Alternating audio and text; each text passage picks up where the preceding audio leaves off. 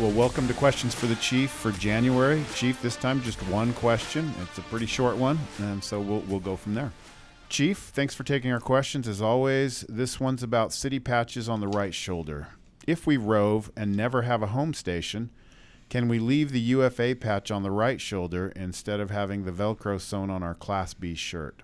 Thanks for your time. Yeah, I mean, pretty simple question, right? And I know that talking with Chief Russell and Chief Dern, this question has come up a couple of times, and their answer has been no. And so this may be one of those questions that they didn't like the answer to, and so they're going to ask me. And the answer is still no. The reason for that is that the policy is pretty clear that the intent is that when you rove, you swap your patch off and put the municipality patch on of the station that you're in.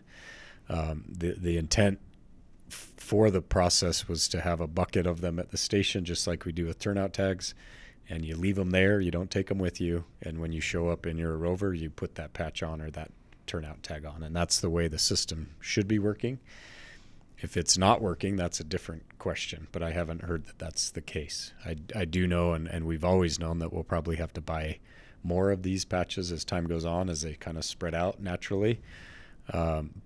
But the intent is to leave them at the station, put them on when you rove there, take them off and leave them. And so the reason the answer is no is because it was a big discussion beforehand. This idea of the municipality patch came up through our strategic planning process 3 years ago. It was very well supported by a number of our elected officials to represent their community when we're in their community. And I know it's not widely popular with our folks, but it is extremely popular with our elected officials, their councils, and people in their community. As we were going around doing those strategic planning meetings for this next plan, that was one of the comments that came up almost every time, is that they love their patches, they love seeing their name on our uniform, and they love how it makes them feel that we're their local fire department. So it's a little bit of work on our end for a lot of benefit for the elected officials, and we're going to keep doing it. Well, because, it's addressing that thing they brought up in the plan. They wanted a way to connect better as a local fire department. This was an idea, and I agree with you. Every meeting I've had, like with city PIOs or assistant city managers, it comes up, and they're like, "Oh, we love seeing those patches." So it's definitely a hit with the audience we needed to hit with. Yep, and that's part of who we are as a large regional department. We have that large regional feel, but we also have to connect locally, and that's where this comes in. So unfortunately for this person, it is a no, and will be a no. But again, the value is there, whether they see it or not. Okay. So pretty easy. Yeah. Good question. Budget-wise, I know we're through the holiday now, so now things get serious. And we had a meeting yesterday with the finance committee. Yeah. How's things looking? Yeah, and that's a good thing to jump off into, since we have some time to do that. Like you mentioned, yesterday was January 3rd, so whenever this gets pushed out, January 3rd, we had a benefits and comp meeting to discuss top three and where the current board sits on that goal. The reason that came up is it was brought up in multiple board meetings last year, and so my responsibility is to bring that up in the benefits and comp meeting so that we can have a deeper discussion on it. If that conversation would happen at the full board, we have a little bit less control of the outcome, if that makes sense. And what I mean by that is, in benefits and comp, in finance, in governance, those subcommittees, that's the time to really dig into these topics that relate to each of the subcommittees, so that subcommittee can take the recommendation to the full board. So if we would have let the conversation just kind of continue at the full board level, it could have gone any direction. But having the opportunity to talk about it specifically in a benefits and comp meeting is helpful for a number of reasons. For me, it gives me a chance to talk about the benefits. It gives labor a chance to talk about the benefits. And then it gives me clear direction on where they land, so that I can start preparing the budget. So my fear was that I would get into April or May, get through all the subcommittees, and then that topic will come up in an April or May meeting when we're trying to finalize the budget, and that's just too late. It takes a lot of time to prepare that budget, and I can't start over when they make a decision that late.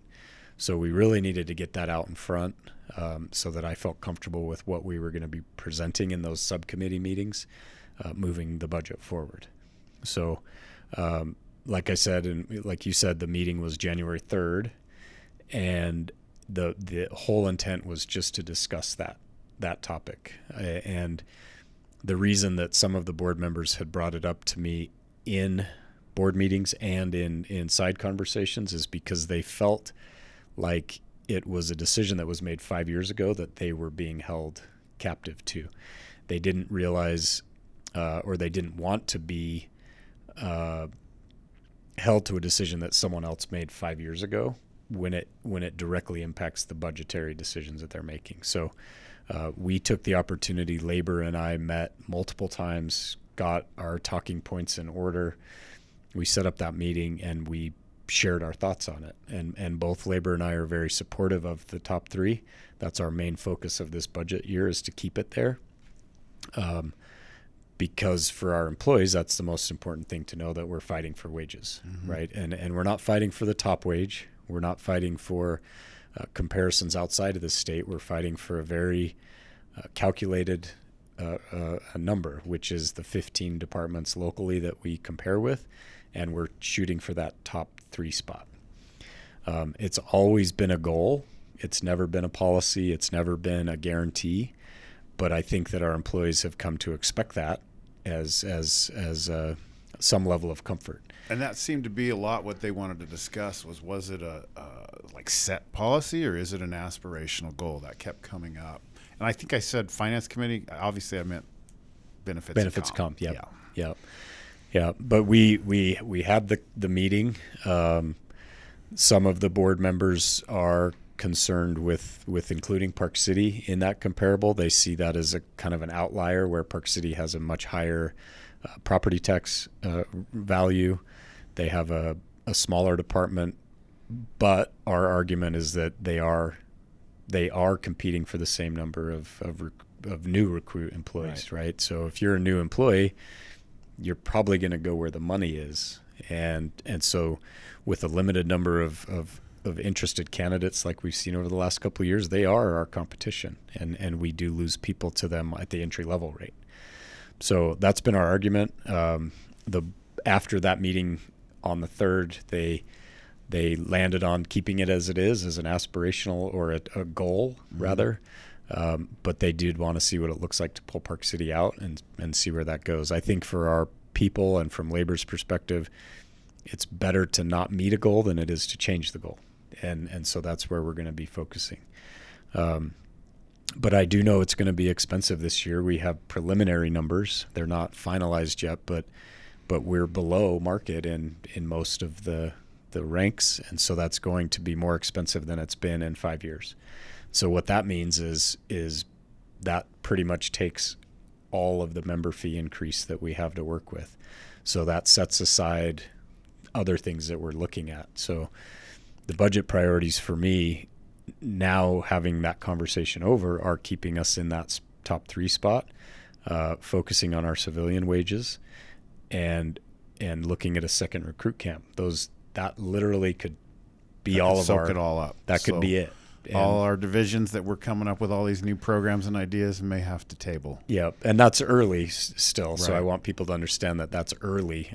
But as it's looking now, as it's kind of shaping up, that could be where we are. But to me, that's a win. That's the employees getting compensated competitively. That's being able to do a second camp and close those vacancy gaps so that mandatory becomes less of an issue. And that could be all we have left. The thing that a lot of people don't understand is it's very much like personal financing, right? There's only a limited pool of money, and you have to make hard choices. So I want a boat, I want a cabin, I want a Tesla, I want all those things, but I can't afford them all. because there's only a limited amount of money coming in. And it's the very same thing here. It's just the taxpayers only can afford so much, and we have to manage that money appropriately and responsibly. And if all of it's going over to wages, then that just doesn't leave much for anything else.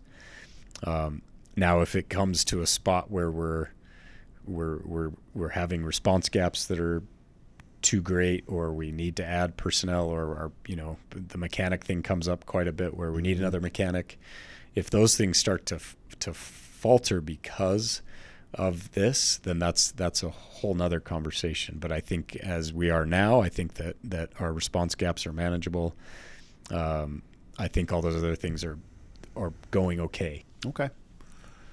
Anything else you wanted to cover today? No, I think that's a lot. I think that, I should say yes, there is something else, but that's a lot that we talked about. And for me, the message is that me and the labor group are in sync with what we're looking for with this top three. That's our focus, both of our focuses, and we're trying to do everything we can to keep it there. But at the end of the day, it's a decision by our board, and then we have to carry that out. And I want to be careful with how people receive that message, because even after the meeting, we heard a lot of chatter yesterday that certain board members are trying to squash our top three, and that's not the case. That's not the case at all. All of them are doing their due diligence to be responsible and make sure that we have a sustainable department in place, and that's what they're doing. And I respect that. And it's not one or two board members trying to get us paid less or cut our pay. That's absolutely not the case, and I need to make sure that everybody understands that their job is to make sure we're sustainable for the long term.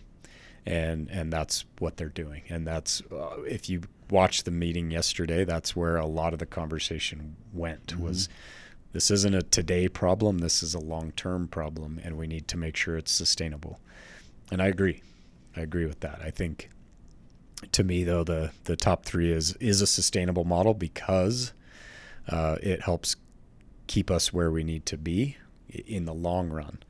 And we don't have big increases like we did in 2019 to catch up. Yeah. You see that with other smaller departments where they get down, and then they do a tax increase and bump them up, and then they get down. That's not a good way to do business. And that was the agreement in that board meeting yesterday, or the committee meeting yesterday, was that they don't want to get to a spot where they're it gets hard to swallow those size increases. Yep. So I think our people need to know that we have the same priorities with the board and the union, and we're just trying to make the best decision for the long term. Well, thanks, Chief. And thanks for all the questions coming in. This time, this one question, we'll send out a solicitation for more, and we'll look forward to taping another one in February. Thanks again.